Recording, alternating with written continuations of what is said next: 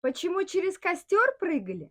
Первый раз, что почиститься. Огонь все убирает, огонь батюшка, царь огонь. Уже тот момент, что человек, преодолевая страх, решается перепрыгнуть, пусть даже и под влиянием других людей, говорит о его желании и готовности к изменениям.